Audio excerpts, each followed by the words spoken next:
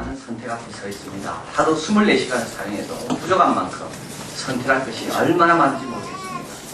현대인들은 기술의 혜택을 누리면서 시간적 여유가 많아질 것이라고 생각했었는데요. 그러나 실제로 현대인들은 갈수록 바빠집니다. 왜냐하면 선택할 것이 너무 많이 있기 때문에 그렇습니다. TV를 사도 어떤 것을 사야 할지, 식사를 해도 어디 가서 밥을 먹어야 될지 선택을 놓고 고민한다고 시간이 없습니다. 선택의 심리학을 적은 베리 슈월츠, 그는 왜 현대인들이 행복하지 않는가 그에 대해서 말합니다. 선택할 것이 너무 많이 있기 때문입니다. 행복이란 만족의 정도를 말하는데 인간의 만족은 주로 어디서 오는가 하면 인간의 만족은 인간관계에서 온다.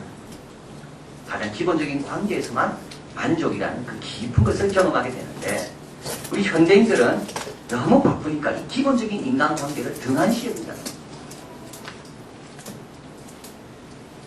이 관계는 시간을 투자해야만 형성되는데 물건을 선택한다고 너무 바쁘게 돌아다니다 보니까 결국은 이 인간관계가 등한시되고 만족의 정도가 떨어지게 됩니다. 선택을 다루는데 시간을 쓰느라 좋은 친구, 좋은 배우자, 좋은 부모, 좋은 동료가 되는데 시간을 사용하지 못하고 있기 때문이다. 이번에 중국 가서도 경험한 게 바로 중국 가니까 TV도 없고 신문도 없고 별 할 일도 없습니다. 그러니까 같이 어울려 먹고 기도하고 말씀 나누고 생활하니까 얼마나 행복한지. 오늘 본문은 여호수아의 마지막 말입니다. 지난주 23장에서 여호수아의 마지막 설교를 보았다면 오늘은 이스라엘의 결단을 촉구하는 여호수아의 마지막 당부의 내용이 오늘 본문에 있습니다. 23장이 여호수아의 나이가 많이 늙었다. 그 배경 가운데 설교한 것이라면 오늘 본문은 중요한 것은 장소입니다. 세계. 아브라함과 만나셨던 하나님. 그 역사적인 장소. 그 배경 가운데 오늘 본문이 전개됩니다. 23장 고별 설교였다면 24장 오늘 본문은 지도자와 백성들 간의 의식상의 대화가 나와 있습니다. 오늘 우리는 성도들의 결단, 선택에 대해서 좀 살펴보려고 합니다. 택함, 선택, 이것이 우리에게 어떤 의미가 있는지, 그리고 택하기 위해서 우리가 뭘 알아야 합니다. 먼저 첫째로 이 택한다는 게 뭔가, 선택한다는 게 뭔가. 이 선택한다는 건요, 내 믿음과 내 판단과 내 생각이 드러나는 것이 바로 선택한다는 겁니다. 성경에는 이 선택이라는 용어가 그렇게 많지 않습니다. 성경에는 순종을 강조하지 선택을 강조하지 않습니다. 선택은 다 하나님의 소관입니다. 그게 성경의 주된 사상입니다. 제사를 지내는 경우도 누가 지내고 언제 지내고 무엇을 지내고 어떻게 지내고 이 모든 것들은 다 선택사항이 아니라 하나님이 결정한 것에 따라야 될 사안이었습니다. 백성들은 하나님이 정하신 것에 순종하면 되고요. 선택의 영역은 하나님의 영역으로, 그것이 성경에서 강조하는 바입니다. 그런데 하나님께서도 우리에게 선택하라고 선택의 기회를 주실 때가 있다는 겁니다. 다윗이 범죄했습니다. 인구조사를 하면서요. 이때 하나님께서 3가지 재앙을 주면서 이 재앙 중에 하나를 선택하라고 했습니다. 모세가 모압 평지에서 이스라엘 백성들한테 다 설교를 다 했습니다. 그러고 나서 이렇게 말합니다. 사망과 생명 앞에서 선택.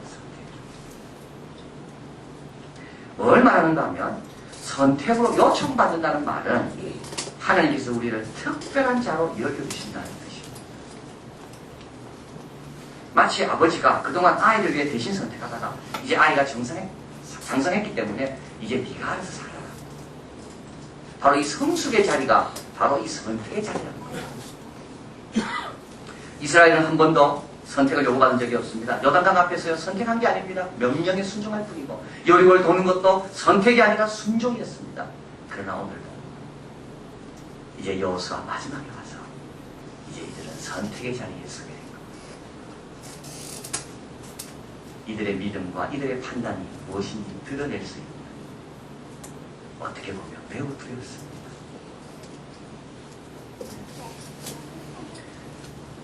여호수아는 긴장될 겁니다. 그동안 7년 동안 그들과 함께 싸우고 23년 동안 땅을 분배하며 같이 보내고 하나님을 체험했는데 이들이 무엇을 선택할까? 우리 하나님도 긴장될 겁니다. 이들이 정말 내가 기대에 부합하는 그것을 선택하는가? 아니면 여전히 어린아이 같은 육신적인 일을 선택하는가?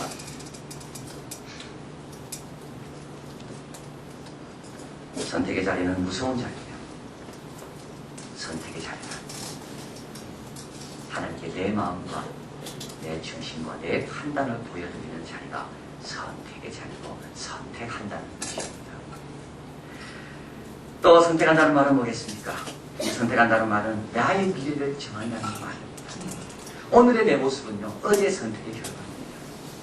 오늘 내가 선택한 거 보면 내일 내 모습을 예측할 수가 있습니다. 선택은 결코 오늘의 이 순간으로 끝나는 법이 없습니다. 아담과 이브가 선악과를 따먹는 그 선택 때문에 온 인류는 그 주님 50대까지 태어날 때마다 죄의 흔적을 가지고 태어나게 됩니다. 선택은 다음의 행동의 결과를 결정짓고, 선택은 순간적이지만 결과는 영구할 수가 있고, 선택했던 그 마음은 사라질지 모르지만 선택의 결과는 영광 혹은 상처로 계속 남아있습니다. 로버트 푸트남이 적은 사회적 자본과 민주주의라는 책에서 경로 의존성이라는 이런 개념을 소개합니다. 경로 의존성. 이건 무슨 말이냐면 출발이 어디냐에 따라 결과가 정해진다는 겁니다. 출발이 잘못되지면 절대로 자기가 원하는 목적지에 도달할 수 없다는 겁니다. 왜냐하면 다음 결정을 할 때 사람들은 대부분 바로 전에 했던 결정의 기준으로 해서 거기에 근거해서 그 다음 결정도 하기 때문이라는 거죠. 그것이 비효율적인 걸 알면서도 기존의 규칙을 바꾸려고 하지 않는 이유는 왜 그러냐면 자기 강화 작용이 일어난다는 겁니다. 특정한 경로를 따라 발전하기 시작하면서 조직적 학습, 문화적 관습, 사회적 인식이 그 경로를 계속 강화시킨다는 겁니다. 그래서 한 번 선택하면 그 다음 선택도 그 선택에 비슷한 방향으로 선택하게 돼요. 그 길로 계속 가게 됩니다. 신앙의 위인들을 살펴보면 그들이 어떻게 위인이 됐을까? 첫 번째 단추를 잘 떼기 때문에 그렇습니다. 그들이 매번 그런 중요한 결정 앞에 선 것이 아니라 처음 중요한 결정을 잘 했기 때문에 그 방향과 그 길을 제대로 들었기 때문에 그 안에서 넘어지고 그 안에서 실족할지 몰라도 방향과 길에서 그렇게 벗어나지 않았다는 겁니다. 아브라함은 갈대아우를 떠나는 그 선택을 했기 때문에 그 길을 쭉 따라가다 보니까 믿음의 조상이 길에 서게 된 겁니다. 베드로는 자기 배를 버리고 예수님을 따르는 그 선택을 했기 때문에 비록 예수님을 배반하고 성급하게 판단하지 못했지만 그 길 안에서 베드로는 늘 거하다가 결국은 주님의 수제자, 주님을 위해서 대신 십자가에 거꾸로 못 박히는 그 귀한 순교의 삶을 산 겁니다. 천국뷰에 보면 겨자씨 하나 나옵니다. 지극히 작은 거지만 땅에 떨어져 모든 나물보다 커진다 하는 비유가 나옵니다. 이게 뭘 말할까요? 이 바로 선택의 결과를 말합니다. 오늘 내가 하는 이 선택이 지극히 작은 것지 못하고 내일 선택에 영향을 미치고 그 다음에 영향을 미치고 그 길을 가다 보면 나도 모르게 하나님 원하는 영광의 자리에 서게 된다. 선택이 중요합니다. 내 삶과 내 길과 내 방향을 정하는 것이고 내 믿음과 내 마음을 주께 표현해 드리는 것이 바로 선택이기 때문입니다. 자, 그러면 어떻게 선택을 잘할 수 있을까요? 선택을 잘하면 얼마나 좋을까요? 하나님 기쁨이 되고 우리에게 유익하고 그런 선택을 하기 위해서 오늘 본문은 세 가지를 기억하라고 나와 있습니다. 첫째 하나는 내가 은혜 받을 자임을 기억합니다. 오늘 본문 한번 가보겠습니다. 2절, 3절 앞에 스크린에 되어 있습니다. 같이 있습니다. 여호수아가 모든 백성에게 이르되 이스라엘 하나님 여호와의 말씀에 옛적에 너희 조상들 곧 아브라함의 아비 나홀의 아비 데라가 강 저편에 거하여 다른 신들을 섬겼으나 내가 너희 조상 아브라함을 강 저편에서 이끌어내어 가나안으로 인도하여 온 땅을 두루 행하게 하고 그 씨를 번성케 하려고 그에게 이삭을 주었고. 이 구절은 이스라엘 백성들에게 큰 충격이 되는 구절입니다. 왜냐하면 이스라엘 백성은 아브라함은 모든 면에서 출발부터 지금까지 모범인 줄 알았습니다. 그런데 아브라함의 출발이 어떻습니까? 아브라함은 이방신을 섬기던 자라고 주님이 말씀합니다. 아브라함이 아브라함 된 것은 하나님 때문입니다. 아브라함이 처음부터 하나님을 잘 섬길 자격이 있어서 부름받은 게 아니라는 겁니다. 하나님이 안 불러줬으면 아브라함은 여전히 이방신을 섬기다가 죽을 수밖에 없는 그 당시 사람과 전혀 다름이 없는 사람이 아브라함이라는 거죠. 저한 칼빈은 이야기합니다. 그가 우상숭배에 빠졌을 때, 즉 가장 낮은 곳에 머물렀을 때 지금의 그 위치로 하나님이 올려 하나님이 부르지 않았다면 그는 다른 사람처럼 우상을 섬기다가 그냥 죽었을 것이다. 그런데 하나님이 불렀음에도 불구하고 성경은 하나님이 아브라함의 뭘 보고 불렀는지 하나도 말하고 있지 않습니다. 하나님의 부름 받기 위해서 아브라함이 내세울 만한 것이 하나도 없었고, 더 중요한 것은 하나님의 은혜보다 중요한 것은 없기 때문입니다. 하나님은 이렇게 택한 자들을 위해서 어떤 일을 하십니까? 5절에 모세와 아론을 보내십니다. 6절에 애굽의 군사들을 보내 막아주십니다. 9절에 발람의 저주가 복이 되도록 바꿔주십니다. 12절에 왕물을 보내서 아말렉 왕들을 무찌르게 해주십니다. 13절에 그들이 심지도 않은 열매, 짓지도 않은 집, 세우지도 않은 성읍에서 살게 하셨습니다. 여러분 선택하려고 할 때요, 하나님께 받은 은혜를 한번 생각해 보십시오. 하나님께서 지금까지 인도하신 걸 한번 생각해 보십시오. 그럼 우리 마음이 좀 넉넉해집니다. 우리 마음이 좀 풍성해집니다. 그리고 오늘 본문에서 또 한 가지 이야기하는 게 있습니다. 이 은혜는 그냥 든 게 아니라 14절 같이 읽겠습니다. 그러므로 이제는 여호와를 경외하며 성실과 진정으로 그를 섬길 것이라. 너희 열조가 강저편과 애굽에서 섬기던 신들을 제하여버리고 여호와만 섬기라. 자, 여기에 섬긴다는 말이 두 번이나 나오죠. 오늘 본문에서 섬긴다는 말은 총 14번 나옵니다. 선택과 관련돼서 어떻게 보면 여호수아가 가장 강조하고 싶은 것이 있다면 섬긴다는 겁니다. 하나님께서 지금까지 은혜를 주신 이유는 왜 그러냐면 하나님을 섬기라고 은혜를 주신 겁니다. 하나님의 나라와 그 의를 위해 섬기라고 지금까지 건강 주시고 가정의 경제적인 회복도 주시고 우리 교회에 은혜도 주신 겁니다. 선택할 때 이걸 기억해야 됩니다. 하나님께서 나를 왜 구원하게 하셨을까? 하나님께서 우리 가정에 왜 이런 복을 주셨는가? 나에게 왜 이런 기도 응답을 많이 주셨는가? 여호수아는 뭐 때문이라고요? 섬기는 겁니다. 하나님을 섬기고 하나님의 뜻을 섬기라고. 사도 바울은 에베소 1장 8절 이렇게 말합니다. 그 은혜를 인하여 믿음으로 말미암아 구원을 얻었는데 이는 예수 그리스도 안에서 있는 선한 일을 우리로 하여금 하게 하기 위해서 하나님께서 은혜 주신 것이다. 자, 그래서 선택하려고 하면 은혜를 기억하시고요. 선택하려고 하면 이 은혜 주신 하나님 뜻이 뭐가 있는가? 내가 어떻게 하나님을 이 선택을 통해 섬길 건가? 어떻게 이 은혜에 보답할 건가? 그 은혜를 기억하면 좋은 선택을 하게 됩니다. 또 한 가지 오늘 본문에서 선택을 잘하기 위해서 하나님 앞에 내가 있음을 기억하라고 말씀합니다. 1절에 한번 가보겠습니다. 여호수아가 이스라엘 모든 지파를 세겜에 모으고 이스라엘 장로들과 그 두령들과 재판장들과 유사를 부르매 그들이 누구 앞에 있습니까? 하나님 앞에. 여호수아가 불렀지만요, 그들은 여호수아 앞에 있는 것이 아니라 하나님 앞에 있습니다. 우리의 선택할 때마다 우리가 누구 앞에 있는지를 기억해야 됩니다. 여러분 24장에는요 어떻게 보면 신학적인 고밀도의 용어들이 가장 많이 등장한다고 이야기합니다. 19절에 가보면 우리 하나님에 대해서 여호수아는 이렇게 말합니다. 여호수아가 백성에 이르되 너희가 여호와를 능히 섬기지 못할 것은 그는 거룩하신 하나님이요 질투하신 하나님이시니 너희의 허물과 죄를 사지 아니하실 것입니다. 여기에 하나님에 대한 정말 깊은 용어가 나옵니다. 하나는 거룩이고요, 하나는 질투입니다. 우리가 선택할 때마다 우리가 우리 앞에 있는 그분이 누군지를 알아야 되는데 그분은 거룩한 분이라고 말합니다. 거룩이란 말은 무슨 뜻입니까? 하나님의 하나님 되심, 인간과 구별되는 모든 것을 포괄하는 뜻이 거룩입니다. 제임스 패크 신학자의 말에 의하면 모든 인생들의 왜소함과 연약함에 비하여 하나님의 무한한 위대하심과 능력이 거룩이고 죄지은 인생들의 불의함과 부정함을 현재 대립되는 하나님의 완전한 성결하심과 의로우심이 거룩이고 아무리 많은 도전과 반대가 있더라도 계속되는 하나님의 의로운 통치가 거룩이다. 우리가 누구 앞에 서 있습니까? 거룩하신 하나님 앞에 서 있습니다. 하나님의 질투는 또 무슨 뜻입니까? 하나님의 질투란 말은 하나님은 온전한 사랑을 되돌려 받기를 원하신다는 말입니다. 하나님은 우리가 하나님께 받은 만큼 하나님이 우리를 사랑한 것만큼 그런 사랑의 정도로 하나님을 사랑하기를 원하십니다. 하나님은 우리를 사랑할 때 온전하게 사랑하셨습니다. 자기 아들을 죽이기까지 사랑하셨습니다. 그리고 나서 하나님은 우리도 그렇게 하나님을 사랑하기를 원하십니다.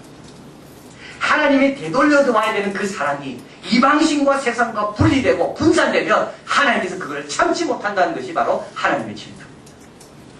또 오늘 본문에 이렇게 나와 있죠. 하나님은 너는 거룩하신 하나님이다. 질투하신 하나님이시다. 너희 허물과 죄를 사하지 않는 것이다. 20절 같이 있습니다. 만일 너희가 여호와를 버리고 이방신들을 섬기면 너희에게 복을 내리신 후에라도 돌이켜 너희에게 화를 내리시고 너희를 떠나시리라. 우리 하나님은 살아계십니다. 하나님은 원칙과 어떤 기준에 의해서 구애받는 분이 아닙니다.